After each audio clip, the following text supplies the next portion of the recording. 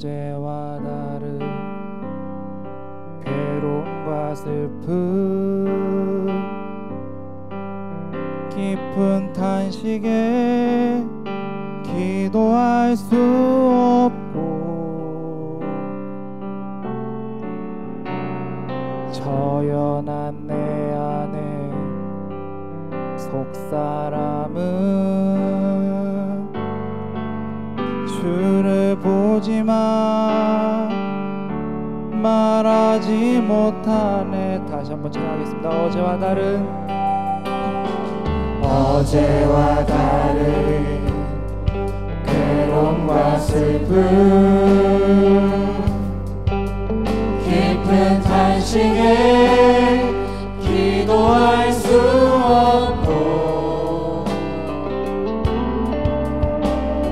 저연한 내 안에 속사람은 주를 보지만 말하지 못하네. 주의 사랑이 나를 악한 자로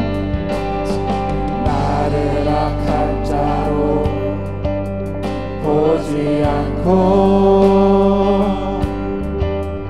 나의 원통한 그 맘을 아시니 오직 나의 주 내 주의 사랑이 나의 속사람을 고쳐주시네. 주님의 사랑에 찬양합니다.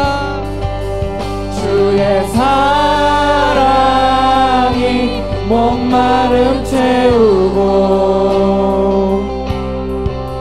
주의 위로가 눈물을 닦으니 주님의 은혜가 필요한 이 땅에서 이곳에서 주와 함께 노래하리. 나를 악한 자로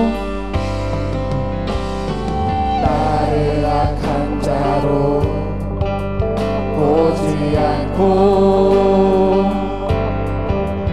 나의 원통한 그 맘을 아시니 주님만이 내 마음을 아십니다. 오직 나의 주 내 주의 사랑이 나의 속사람을 고쳐주시네. 주님의 사랑을 찬양합니다. 주의 사랑이 목마름 채우고 주의 위로가 눈물을 닦으니 주님의 은혜가 필요한 이 땅에서 이곳에서 주와 함께 노래하리라. 주의 사랑이 목마름 채우고 주의 위로가 눈물을 닦으니 주님의 은혜가 필요한 이 땅에서 이곳에서 주와 함께 노래하리라. 주님의 사랑을 더욱더 찬양하기 원합니다. 주의 사랑이 목마름 채우고 주의 위로가 눈물을 닦으니 주님의 은혜가 필요한 이 땅에서 이곳에서 주와 함께 노래하리. 주님의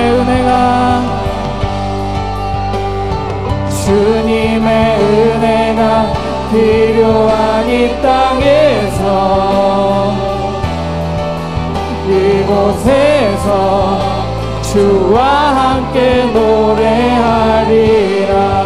더욱더 주님을 높여 찬양하기 원합니다. 이 자리에 계신 주님 앞에 더욱더 높여 찬양하기를 원합니다.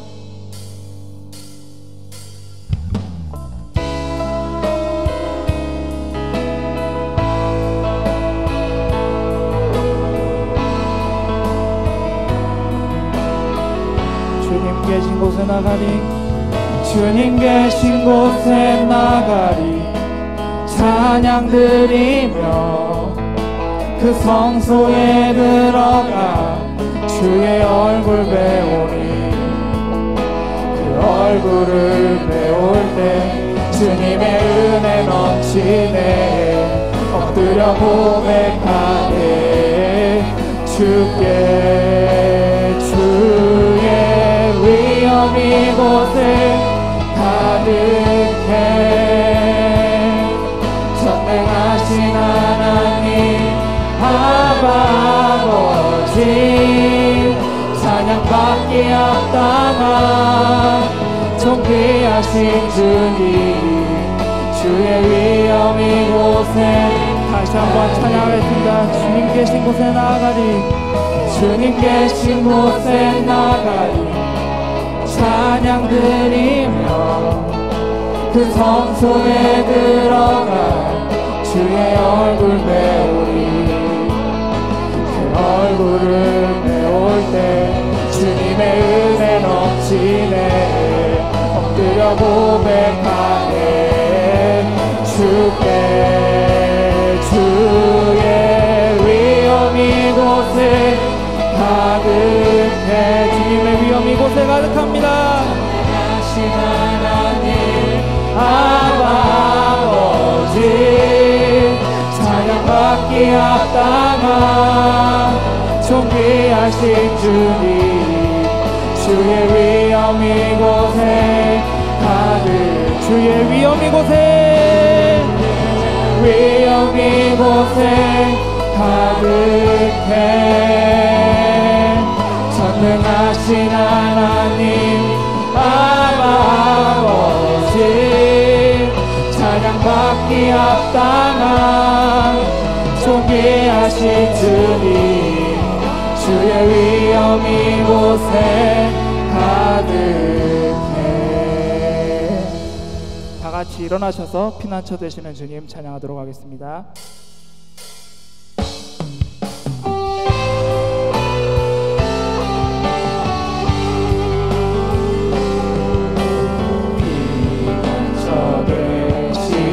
주 예수, 영원한 승리의 왕. 주님의 얼굴을 구할 때 주의 빛 비추시네. 전쟁은 주님께 속했네. 승리는 우리의 것. 예수의 이름을 높이며 영원히 찬양하리. 주님의 임재에 온 땅 흔들리고 우리 기도에 하늘문 여시네. 온 민족과 열방 주께 경배해. 영원히 보좌에 계신 왕께, 보좌에 계신 왕께.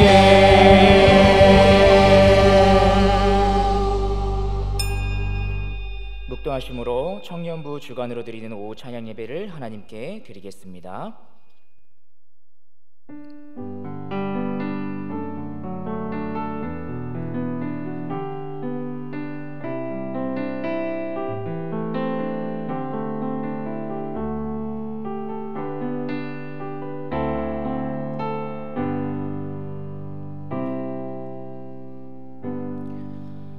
온 땅이여 여호와께 즐거운 찬송을 부를지어다. 기쁨으로 여호와를 섬기며 노래하면서 그의 앞에 나아갈지어다.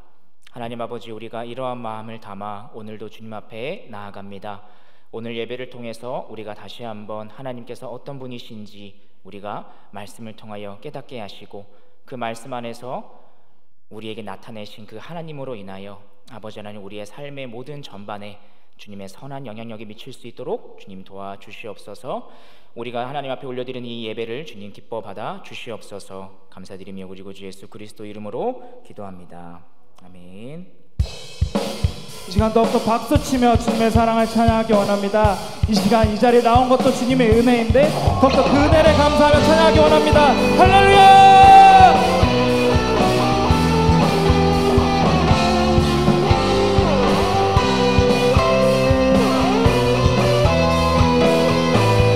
감사드리세, 감사드리세 우리 주께 크신 사랑 베푸셨네.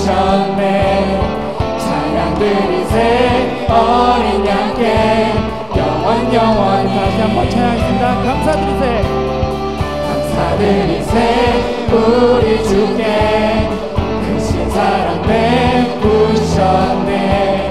찬양드리세 어린 양께 영원히. 주님께 감사 올립시다. 감사해, 감사해. 고통과 눈물 없는 곳 열어주시리. 감사해. 모든 만물 새롭게 되는 그날 주시리. 그날에 열방과 모든 민족들 주 찬양하리. 새하늘과 새 땅에 그날 기뻐 노래하리. 다시 한번 찬양하겠습니다. 감사드리세, 감사드리세 우리 주께 크신 사랑 베푸셨네. 찬양드리세 어린 양께 영원히.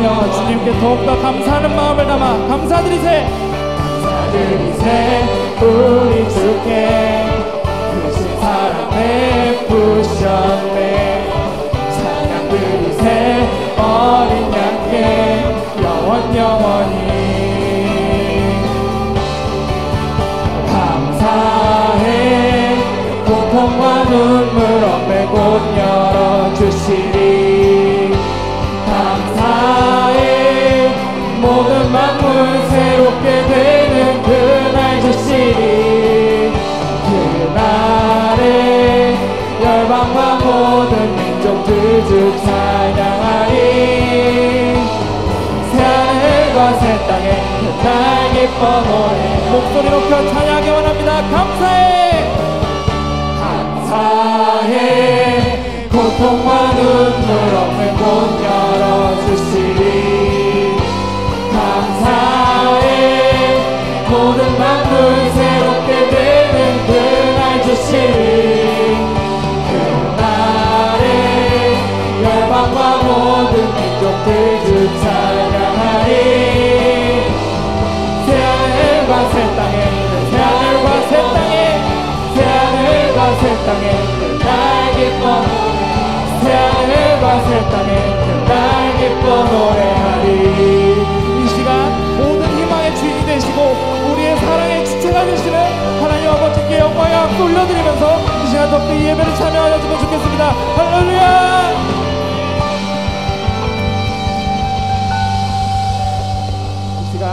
모든 것이 아버지 주 예수 그리스도의 사랑을 더욱더 찬양하였으면 좋겠습니다.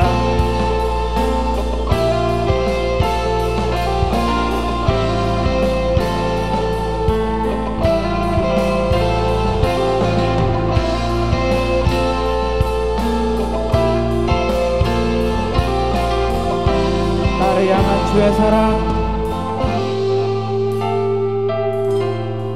나를 향한 주의 사랑 산과 바다에 넘치니 내 마음 열 때 주님 나에게 참 자유 주셨네.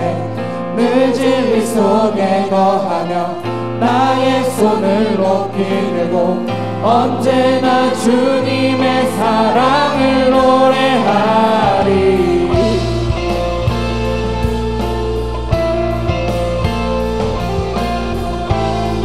다시 한번 찬양하겠습니다. 나를 향한 주의 사랑, 산과 바다에 넘치니 내 마음 열 때 주님 나에게 찬자를 주셨네. 늘 진리 속에 거하며 나의 손을 높이 들고 언제나 주님의 사랑을 노래하리. 주의 사랑 노래하리라.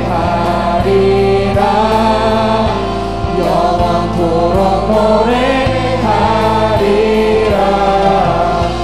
주의 사랑 노래하리라. 다시 한번 찬양하겠습니다. 나를 향한 주의 사랑,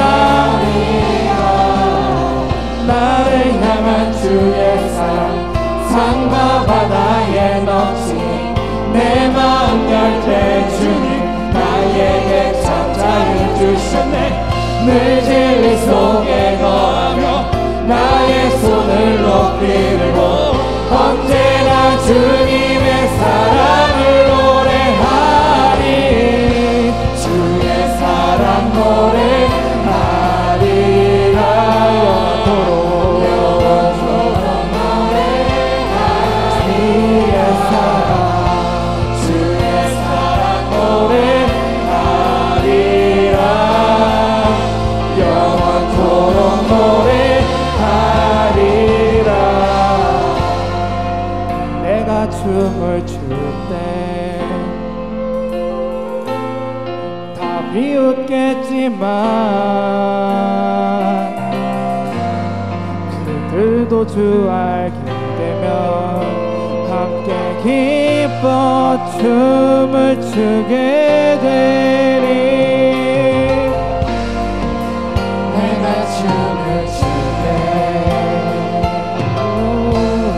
다 비웃겠지만 그들도 주 알게 되면 함께 기뻐 춤을 추게 되리. 주님의 사랑 찬양합시다. 주의 사랑 노래하리라. 영원토록 노래하리. 주의 사랑, 주의 사랑 노래하리라. 영원토록 노래하리라. 주의 사랑 노래하리라. 영원토록 노래하리라. 주의 사랑 노래하리라. 영원토록 노래하리라.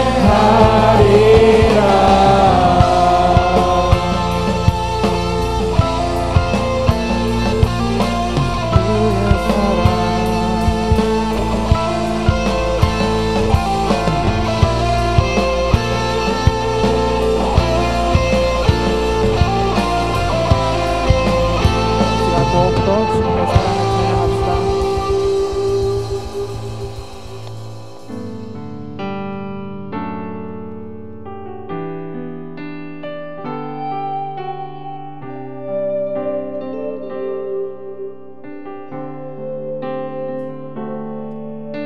주 나의 모습 보네. 상한 나의 맘 보시네. 주 나의 눈물 안에 홀로 울던 맘 아신. 다시 한번 찬양했습니다. 주 나의 모습 보네.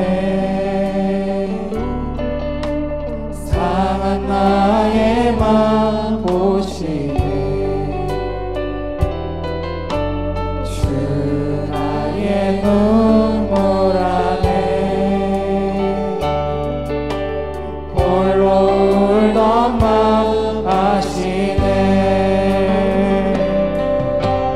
세상 소망 다 사라져가도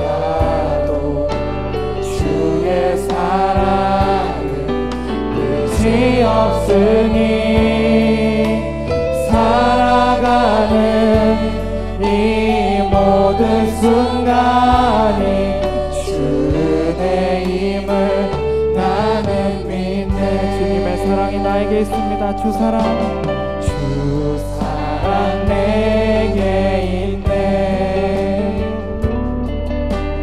그 사랑이 날 세우네.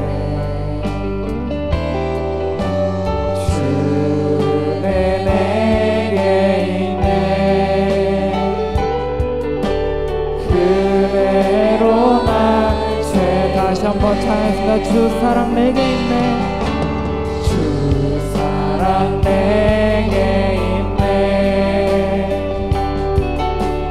그 사랑이 날 채우네. 주네 내게 있네. 그대로 날 채우네. 세상 소망 다 사라져가도 주의 사랑 없으니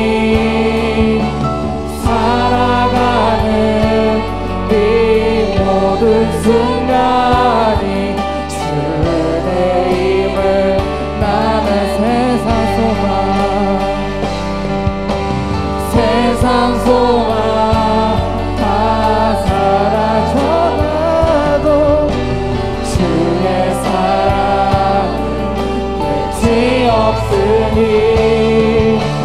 살아가는 이 모든 순간이 주의 힘을 나는 믿네. 저희가 다시 한번 찬양하기 원합니다. 주 나의 모습을 봅니다. 상하고 쓰러진 나의 모습을 봅니다. 그 사랑으로 저희를 채워주신 주님, 오늘 어버이 주일만큼 우리의 모든 것 대신 우리의 먼저 되신 아버지 하나님 아버지를 더욱더 이 찬양을 통해 찬양드렸으면 좋겠습니다. 더욱더 주 앞에 나아갈 때에 이 가사 한마디 한마디가 내 경우인 것을 기억하면서 나아갔으면 좋겠습니다. 주 나의 모습 보내.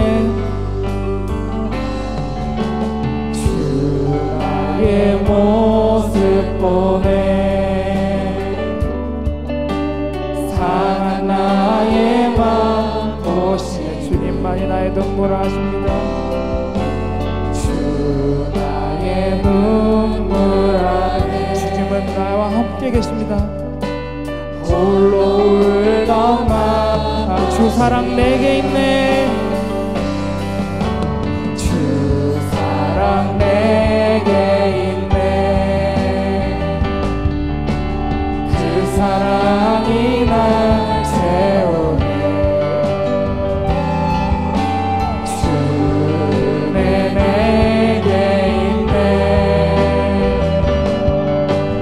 그대로 날 채우네.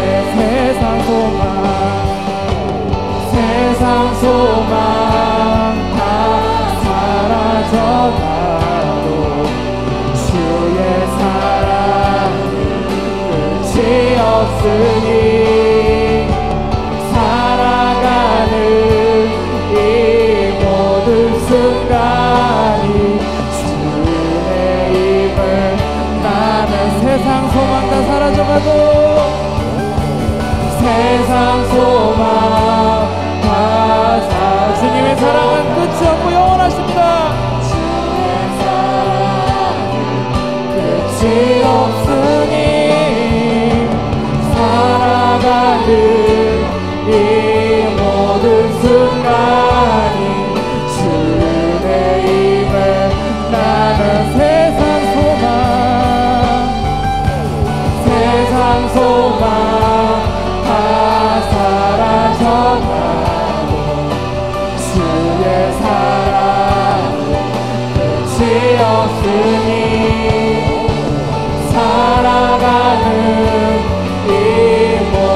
순간이 주의 힘을 나는 믿네.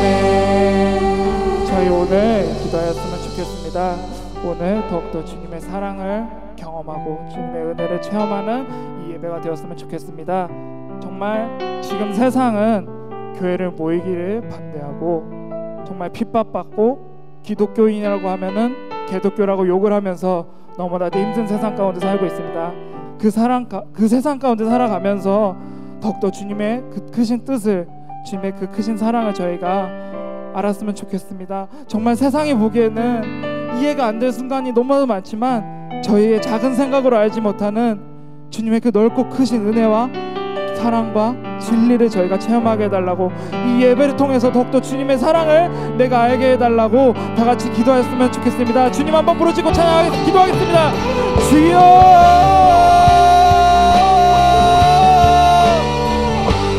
하나님 한번 이 시간 더욱더 주님을 찬양하기 원합니다. 정말 아는 사람들 핍박받고 힘들고 너무나도 없는 것 같아 보일 때가 너무 많습니다. 하지만 주님의 사랑은 영원하시고 저희의 눈물을 하시는 단 한 분이신 주님, 저희가 더욱더 주님을 알게 나아가기 원합니다. 더욱더 주님을 사랑하기 원합니다. 더욱더 주님을 찬양하고 나아가고 살아갈 수 있고 주님께 주셨어서 더욱더 주님을 알기 원합니다. 주님의 은혜와 사랑을 저희에게 역사해 주셔서 주여,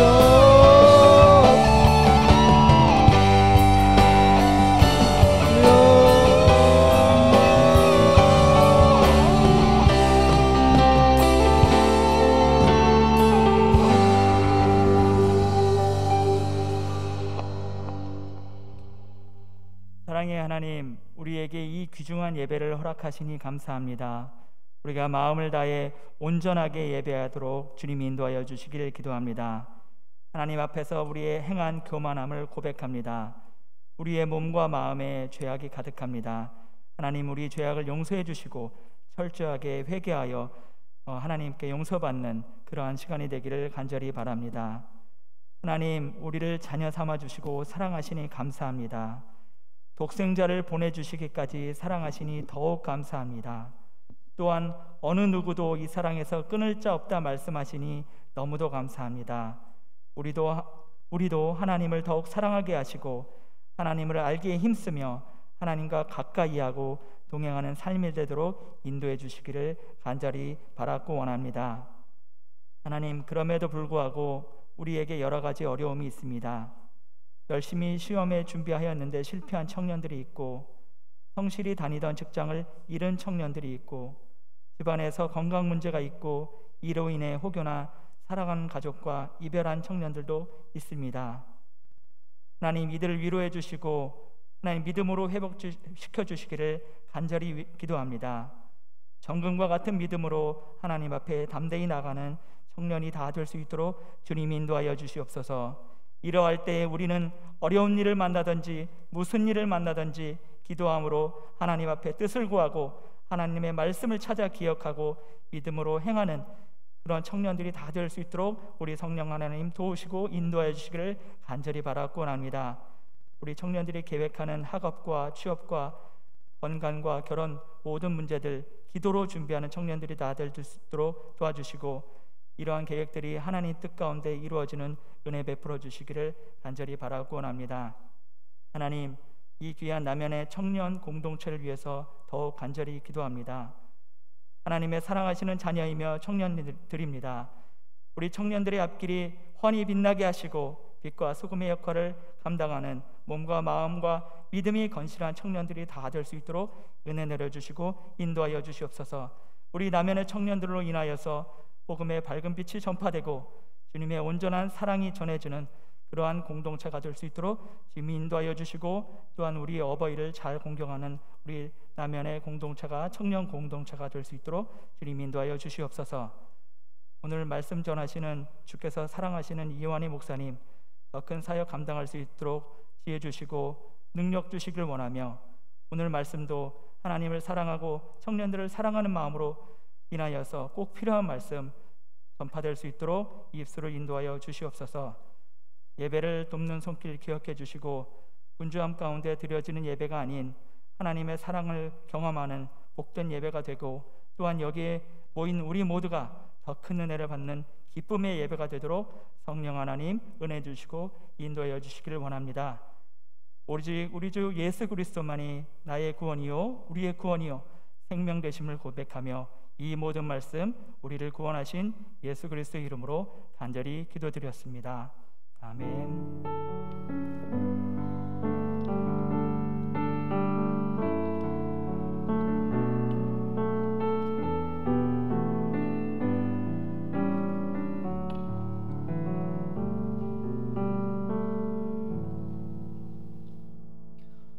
광고 말씀 드리도록 하겠습니다. 오늘은 어버이 주일로 지킵니다. 어버이를 잘 공경합시다. 예배 안내 드리겠습니다. 1부, 2부, 3부 예배를 정상적으로 드립니다. 당분간 온라인 실시간 예배도 병행합니다. 본당에 좌석뼈가 부착된 곳에 앉아주시고 가족들은 함께 앉으셔도 무방합니다. 가급적 1부와 2부 예배에 장년부분들께서는 참석해 주시면 감사하겠습니다. 주일학교 청년부 예배는 5월 24일부터 재개하며 주일학교의 경우 거리 유지를 위해서 9시 30분과 11시 30분으로 나누어서 진행합니다. 시온 할렐루야 찬양대는 5월 17일부터 소규모로 재개합니다. 방역 안내에 대해서는 주보를 참조해 주시기 바랍니다. 주일학교 주간 온 가족이 함께하는 찬양 페스티벌 방콕 스타를 찾아라 참가 안내 광고가 있습니다. 참가 방법은 가족 2인 이상의 찬양 영상을 촬영하신 후에 각 부서 교역자분들께 카톡으로 발송해 주시면 되겠고요. 기한은 5월 17일 주일까지입니다.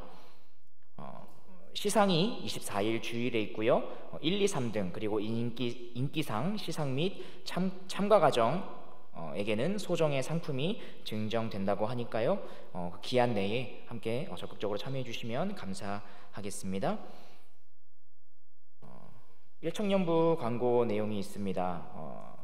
코로나로 인해 잠정 중단된 모임들은 계속해서 화상 모임으로 진행합니다.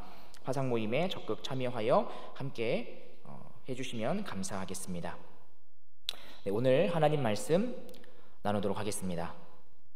오늘 함께 나눌 하나님 말씀은 로마서 7장 1절부터 13절까지 말씀입니다.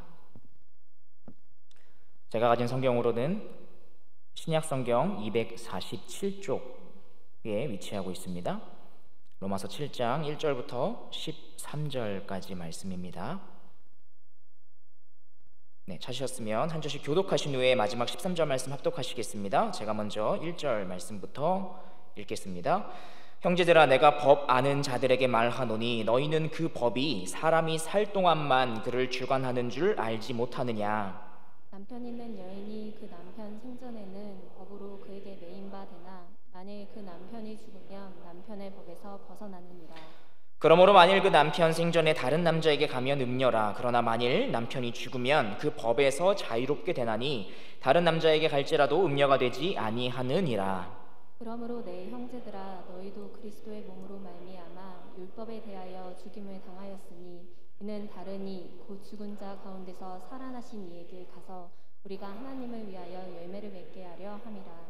우리가 육신에 있을 때에는 율법으로 말미암는 죄의 정욕이 우리 지체 중에 역사하여 우리로 사망을 위하여 열매를 맺게 하였더니 이제는 우리가 얽매였던 것에 대하여 죽었으므로 율법에서 벗어났으니 이러므로 우리가 영의 새로운 것으로 섬길 것이요 율법 조문의 묵은 것으로 아니할지니라.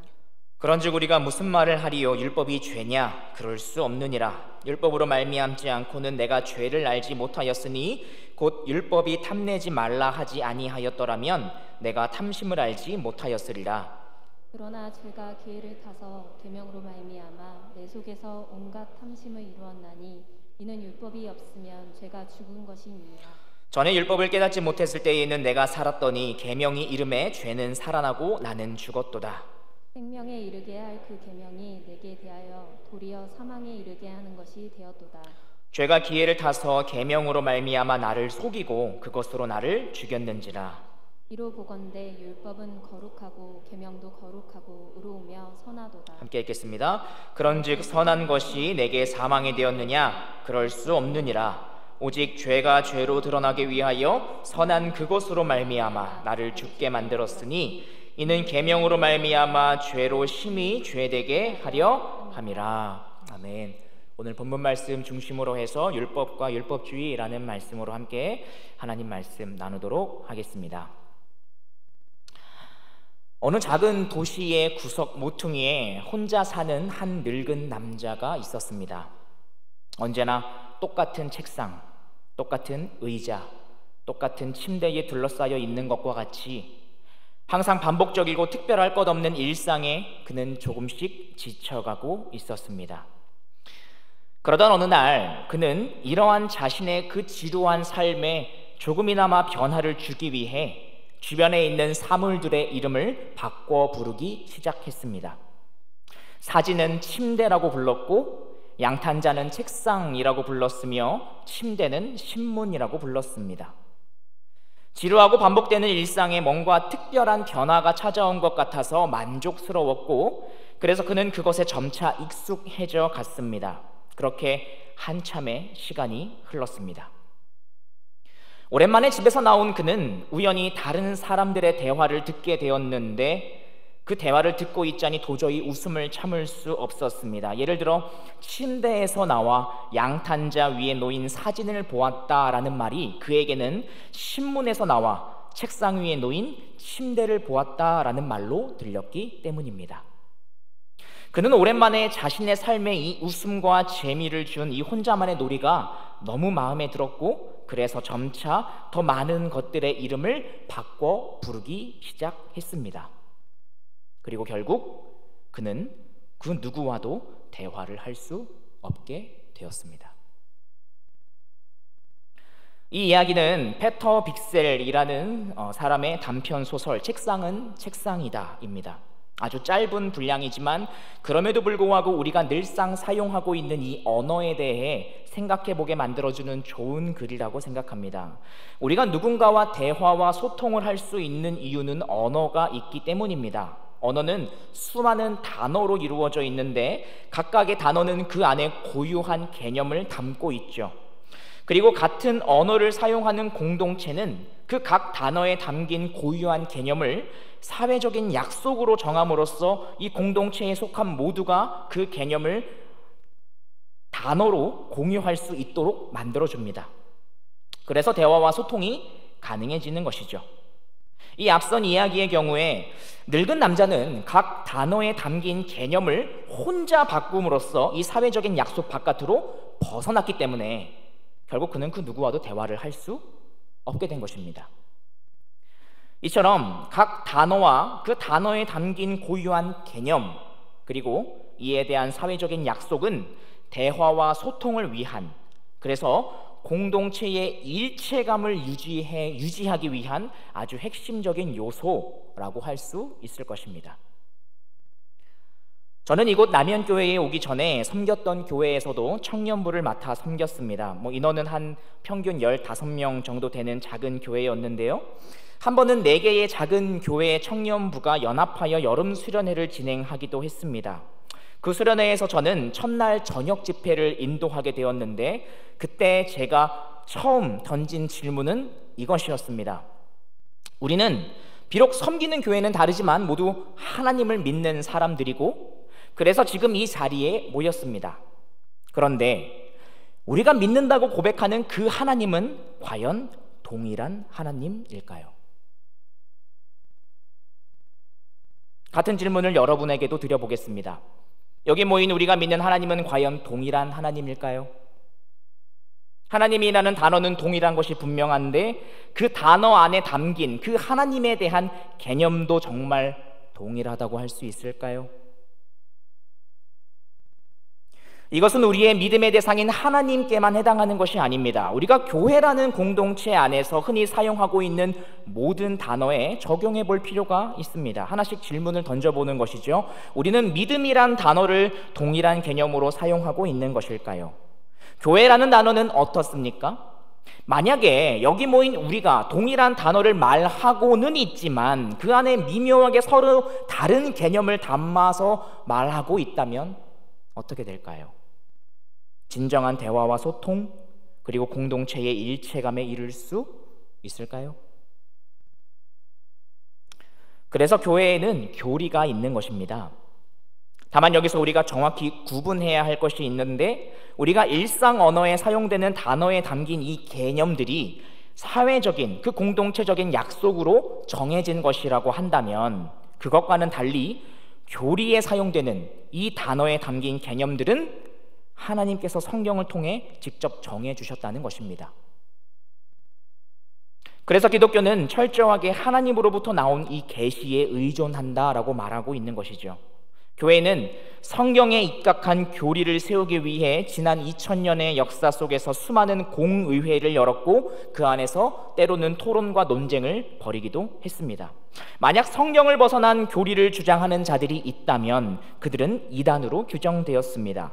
그리고 성경에 입각한 교리는 신조 혹은 신앙고백서와 같은 문서로 작성되어서 각 교회에 전달되었고, 그것이 각 성도들에게 가르쳐졌습니다. 이러한 방식을 따라서 우리가 몸담고 있는 이 대한예수교 장로교회의 헌법 역시 이를 명시하고 있습니다. 헌법책을 펴보면 펴자마자 가장 처음에 이렇게 시작하는 것을 볼 수 있습니다. 대한예수교 장로회에서 아래에 기록한 몇 가지 조목을 목사와 강도사와 장로와 집사로 하여금 승인할 신조로 삼을 때에 대한예수교 장로회를 설립한 모교회의 교리적 표준을 버리려 함이 아니요 오히려 찬성함이니, 특별히 웨스트민스터 신도개요서와 신앙고백서입니다. 성경 대소요리 문답은 성경을 밝히 해석한 책으로 인정한 것인즉 우리 교회와 신학교에서 마땅히 가르칠 것으로 알며, 그 중에 성경 소유리 문답은 더욱 우리 교회 문답책으로 채용하는 것이다. 이렇듯 교회 공동체가 하나가 되기 위해서는 언어의 통일, 즉 각 단어에 담긴 개념의 통일이 아주 중요합니다.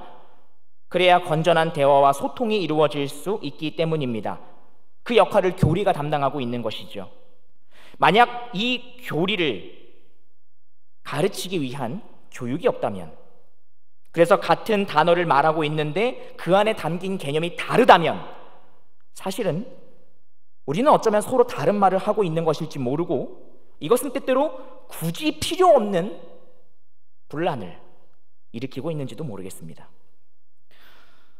그러므로 교회는 실천적인 것을 통해 우리가 한 마음이라는 것을 확인하는 것도 중요하고, 이것도 아주 중요하죠, 그죠? 동시에 성경에 기초한 올바른 교리의 가르침과 교육도 있어야 합니다. 이 두 가지가 같이 가야 합니다. 하나님께서 성경을 통해 알려주신 그 고유한 개념을 단어에 담아 동일하게 사용하는 것, 이것이 교회가 머리 대신 그리스도의 다스림을 실제적으로 받는 것의 한 가지 측면이라고 할 수 있을 것입니다. 오늘 본문에 포함된 이 로마서는 다들 잘 아시는 대로 기독교의 핵심 교리를 담고 있는 아주 중요한 책입니다. 성경 66권이 모두 중요한 것은 말할 것도 없지만, 그럼에도 불구하고 이 기독교의 교리를 더 잘 설명하고 있다는 측면에 있어서는 오바댜나 유다서와 같은 책보다 로마서가 훨씬 중요하다고 말할 수 있을 것입니다. 그리고 이 로마서의 저자인 바울은 기독교의 교리를 집대성한 첫 번째 신학자였습니다. 그런데 이 바울은 후대에 있어온 그 어떤 신학자들보다 훨씬 불리한 조건에서 기독교 교리를 체계화시켰습니다.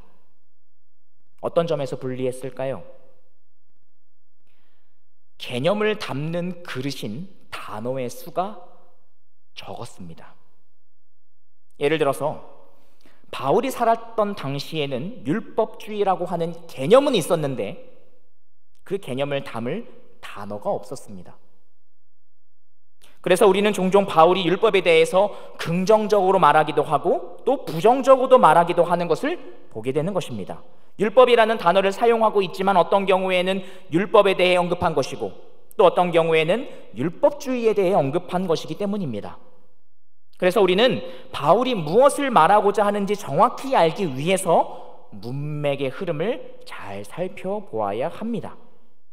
이러한 시각을 갖고 오늘 본문 말씀을 한번 살펴보도록 하겠습니다.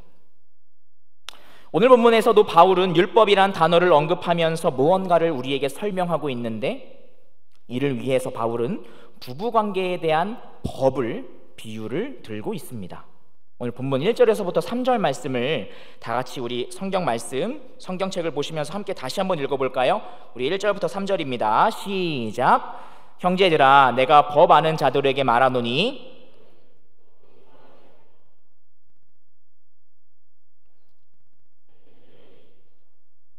법으로 그에게 매인 바 되나 만일 그 남편이 죽으면 남편의 법에서 벗어나느니라. 그러므로 만일 그 남편 생전에 다른 남자에게 가면 음녀라.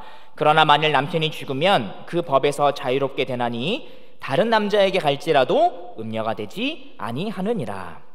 이 말씀 자체를 이해하는 것은 그다지 어렵지 않습니다. 남편과 아내가 둘 다 살아있을 때에는 서로 법적인 관계로 묶여 있는데 만약 이 둘 중 한 사람이 먼저 사망하게 되면 그 법적인 관계가 풀리게 되어서 남은 사람은 자유롭게 재혼할 수 있다는 것이죠. 그 재혼할 수 있는 자유를 얻게 됐다는 것이죠.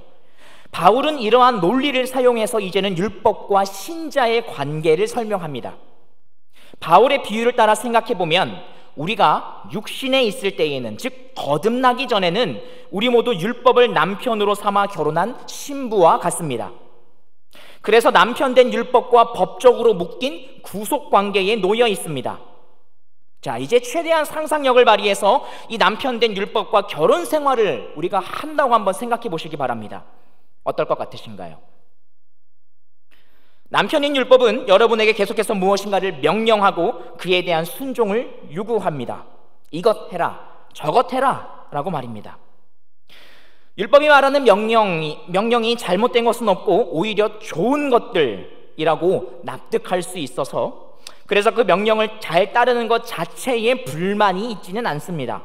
할 수만 있다면 잘 지키고 싶은 마음도 있습니다. 그래서 명령을 잘 지키려고 합니다만 항상 그러는 것은 여간 힘든 것이 아니에요. 때로는 잘 하고 싶어도 실수할 때가 있고, 때로는 사실 하기 싫은데 억지로 할 때도 있으며, 또 때로는 순종하는 것이 좋은 것을 알면서도 포기하거나 무시하고 싶을 때도 있습니다. 그래서 이 율법이라는 남편과 함께 있으면 있을수록 자꾸만 명령을 지키지 못하는 나의 잘못과 연약함이 드러납니다. 그런데 바로 여기서 한 가지 심각한 문제가 발생합니다.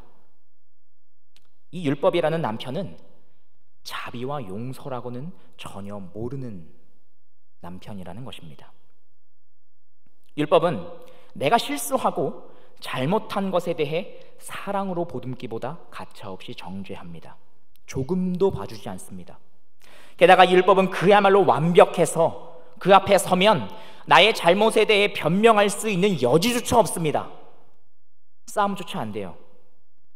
그래서 아무리 율법을 향해 봐달라고, 제발 자비를 베풀어 달라고 부르짖어봤자 돌아오는 것은 매몰찬 형벌의 목록일 뿐입니다.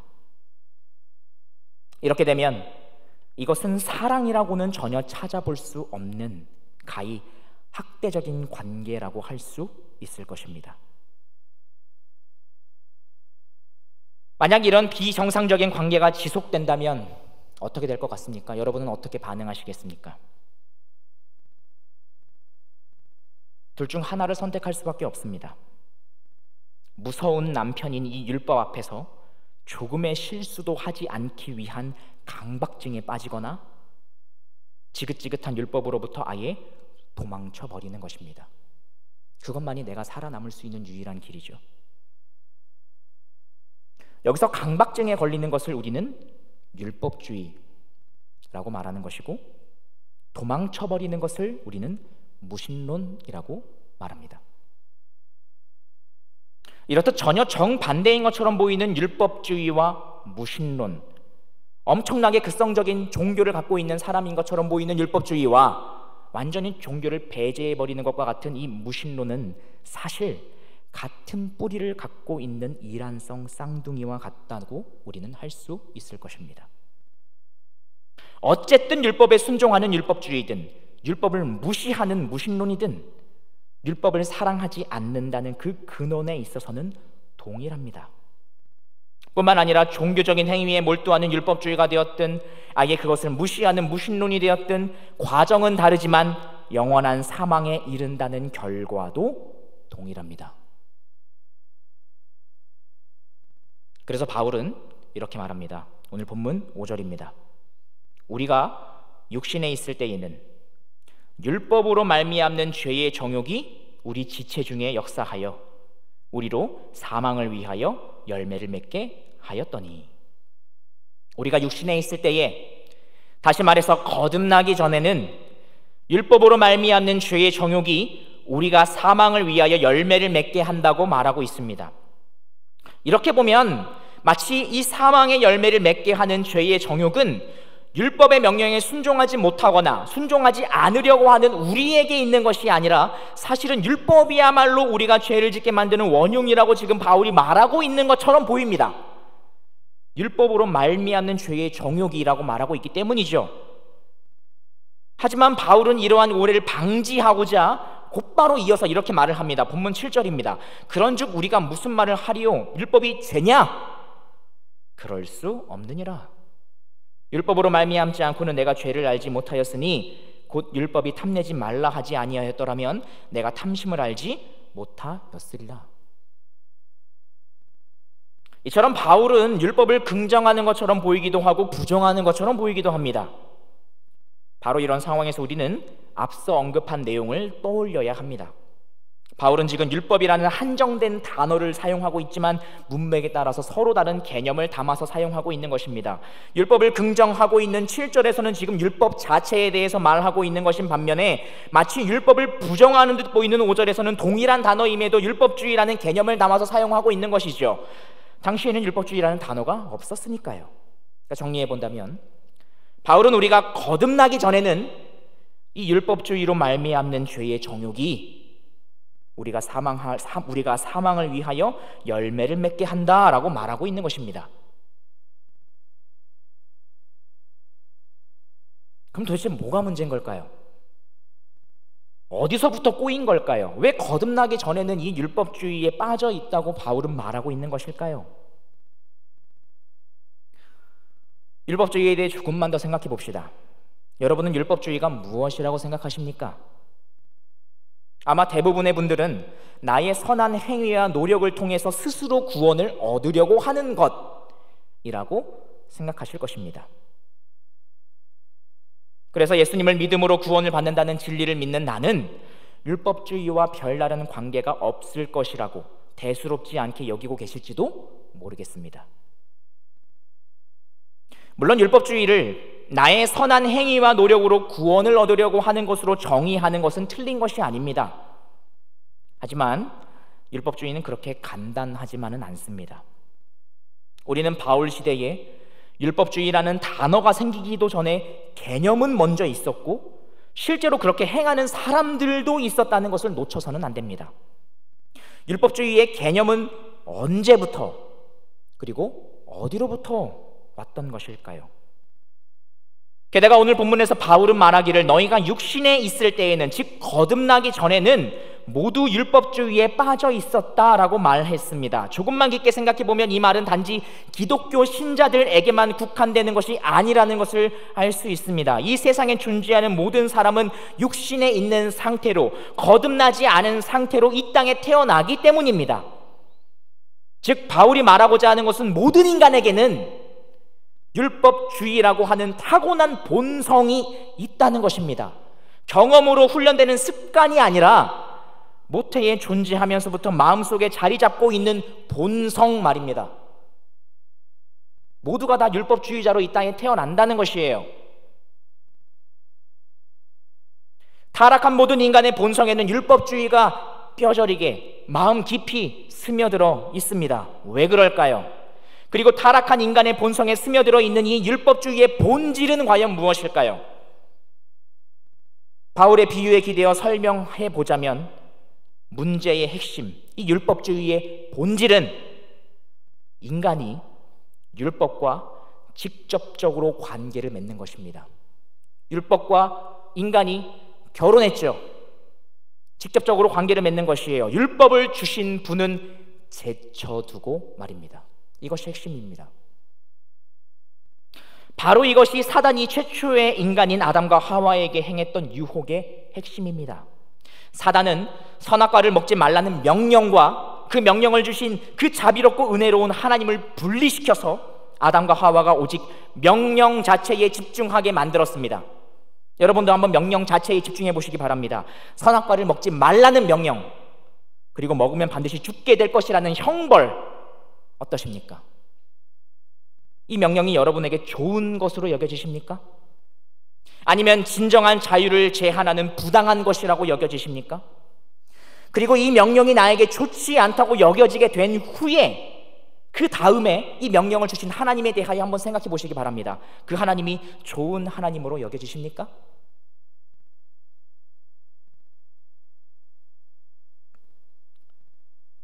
이처럼 자비롭고 선하신 하나님을 통해 그분의 명령을 보는 것이 아니라 명령을 통해 하나님을 보는 것,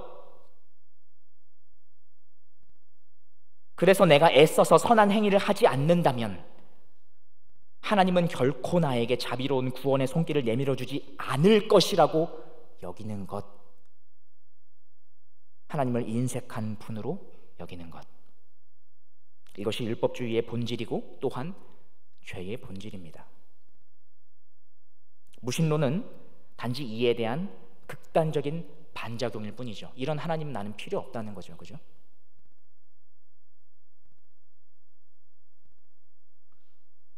우리는 어떻게 하면 이 타락한 본성인 율법주의로부터 벗어날 수 있는 것일까요? 나 자신도 어찌할 수 없는 인간의 본성에 관련된 것인데 습관으로 제어되는 게 아니라는 거잖아요. 본성이라는 것은. 근데 그것을 벗어나는 게 가능하긴 한 걸까요? 감사하게도 하나님은 바울을 통해 우리에게 이 방법을 알려주셨습니다. 우리 본문 3절 다시 한번 볼까요? 그러므로 만일 그 남편 생전에 다른 남자에게 가면 음녀라. 그러나 만일 남편이 죽으면 그 법에서 자유롭게 되나니 다른 남자에게 갈지라도 음녀가 되지 아니하느니라. 지금 방법이 무엇이라고 알려주고 있습니까? 남편이 죽는 겁니다. 그러면 아내는 자유로워지죠? 자, 우리에게도 동일한 법이 적용됩니다. 한쪽이 죽으면 남은 한쪽이 자유로워집니다. 다만 죽는 쪽이 남편인 율법이 아니라 우리라는 점이 다를 뿐입니다. 4절 말씀 볼까요? 그러므로 내 형제들아 너희도 그리스도의 몸으로 말미암아 율법에 대하여 죽임을 당하였으니 이는 다른 이 곧 죽은 자 가운데서 살아나신 이에게 가서 우리가 하나님을 위하여 열매를 맺게 하려 함이라.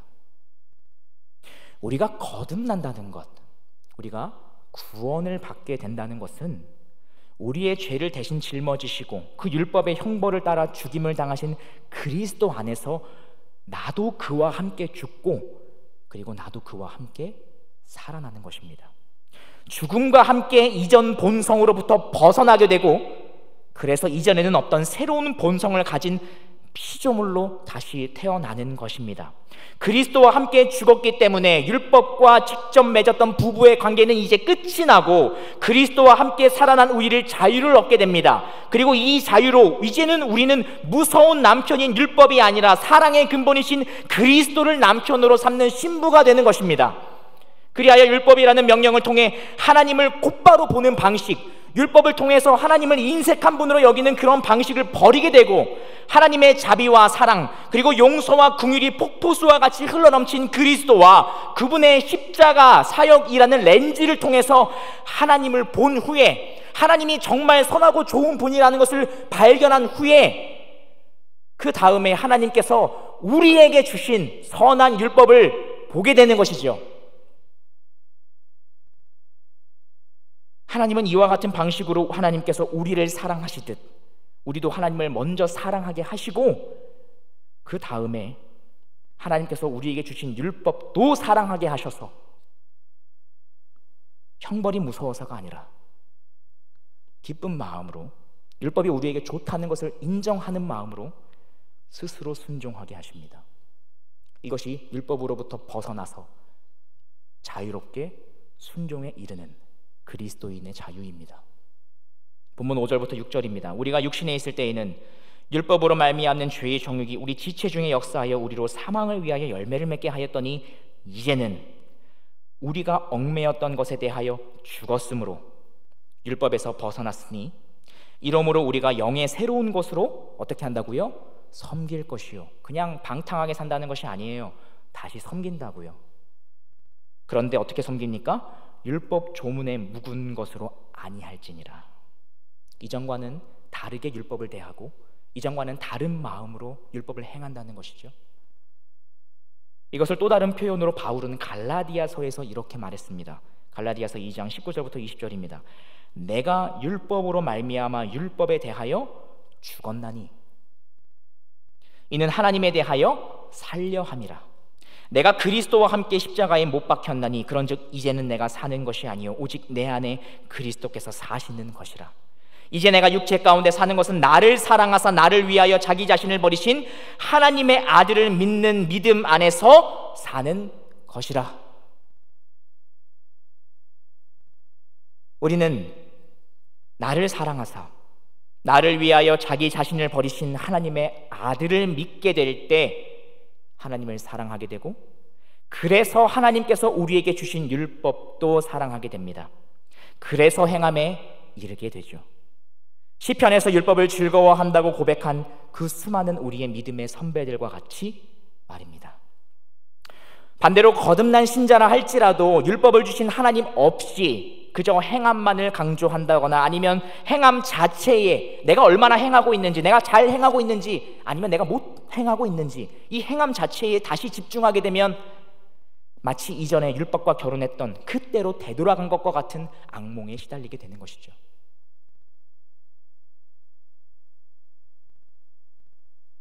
그리스도로 인하여 하나님과 하나님께서 우리에게 주신 계명을 사랑하게 되신 성도 여러분, 하나님께서 우리에게 계명을 주신 이유는 우리를 올가매기 위함이 아닙니다. 오히려 그 누구보다 우리의 행복을 바라시기에 그 행복을 얻기 위한 삶의 규범으로서 우리에게 율법을 주신 것입니다. 특별히 오늘은 어버이 주일을 맞이하여 내 부모를 공경하라는 계명을 어떻게 여기고 있었는지 다시 한번 생각해 보시기 바랍니다.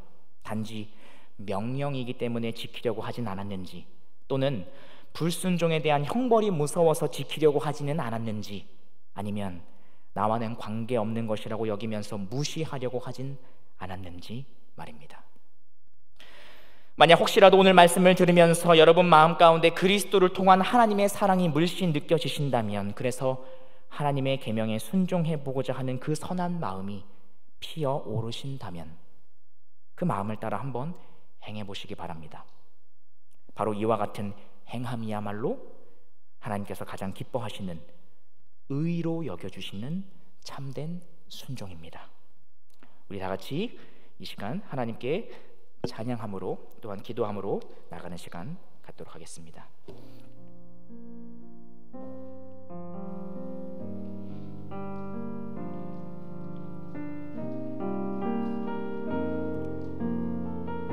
이 시간 주 앞에 나와 함께 찬양하겠습니다. 주 앞에 나와 제사를 드리네, 마음 열어 내 삶을 드리네, 주를 봅니다.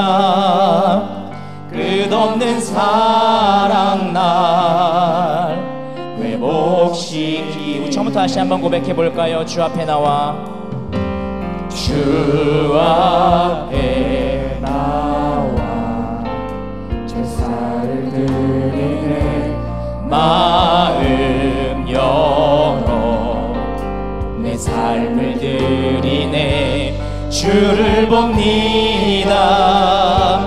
끝없는 사랑 날 회복시키네. 이제 눈 들어, 이제 눈 들어 주 보네, 그 능력 날 새롭게 주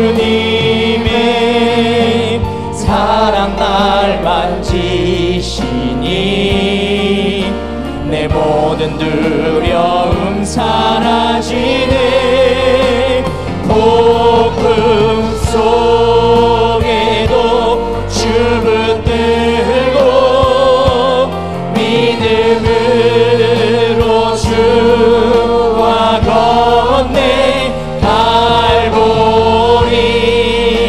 언덕 넘어 그 어느 날 주 안에 온전. 처음부터 다시 한번 고백해 보겠습니다. 주 앞에 나와, 주 앞에 나와 제사를 드리네. 마음 열어 내 삶을 드리네. 주를 봅니다. 끝없는 사랑 날 회복시키네. 이제 눈 들어 주 보네. 그 능력 날 새롭게 주님의 사랑 날 만지시니. 내 모든 두려움 사라지네. 폭풍 속에도 들고 믿음으로 걷네. 갈보리 언덕 넘어 주 안에 주를 봅니다. 끝없는 사랑 주를 봅니다. 끝없는 사랑 나 회복시키네. 이제 눈 들어 주 보네. 그 능력 날 새롭게 주님의 사랑 날 만지시니.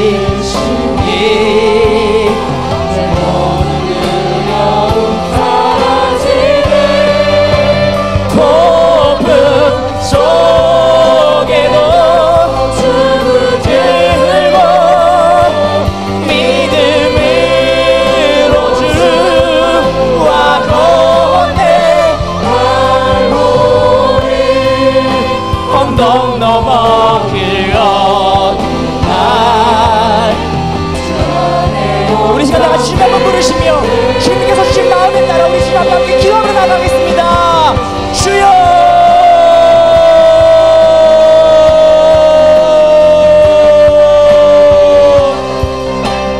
하나님 아버지, 우리가 직접 주님의 명령을 지키려고 해서 우리가 그 관계 안에 우리가 구속되어서 아버지 하나님 계속해서 명령을 지키지 못하는 나로 인하여 죄책감에 빠지거나 아니면 아버지 아예 그 명령으로도 도망치려고 하는 것이 아니라 하나님 아버지, 그래서 하나님을 나쁘게 여기고 하나님을 인색한 분으로 여기는 것이 아니라 아버지 하나님, 하나님의 사랑이 드러난, 하나님의 사랑이 가장 풍부하게 진정된 그리스도를 먼저 바라봄으로 그리스도를 통하여 하나님을 아버지 하나님 우리가 좋은 분으로 여긴 이후에, 그런 후에 주님께서 우리에게 주시는 그 율법을 바라볼 수 있도록 주여 도와주시옵소서. 그러므로 말미암아 아버지 하나님 우리가 율법을 즐거워하고, 그러므로 말미암아 아버지 하나님 우리가 율법을 아버지 하나님 즐거이 행할 수 있는 자들 될 수 있도록 주여 도와주시옵소서.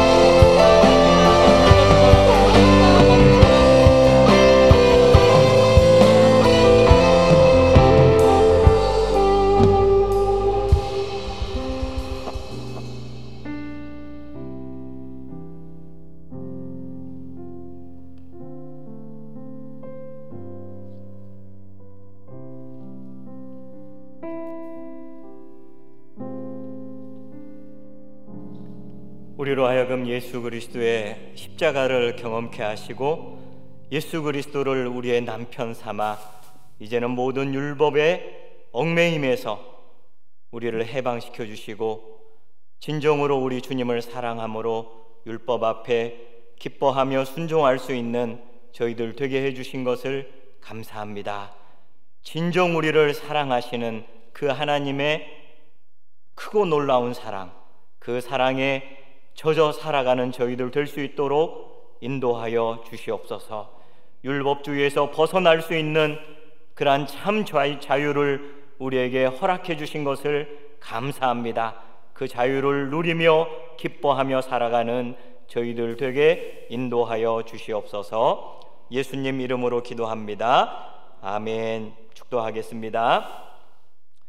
이제는 우리 구주 예수 그리스도의 은혜와 하나님 아버지의 다함없는 사랑과 성령님의 감동, 감화, 위로교통, 충만하심의 역사가 예수님을 우리의 남편 삼고 예수님의 십자가를 통해 하나님을 올바로 깨닫고 그 사랑에 하나님께서 주신 귀한 율법을 기쁜 마음으로 순종하기로 다짐하며 예배하는 사랑하는 청년들 머리 위에, 사랑하는 주의 백성들 머리 위에, 우리의 생업과 또 가정과 이 나라 이 민족 위에 이제로부터 영원토록 함께 있을지어다.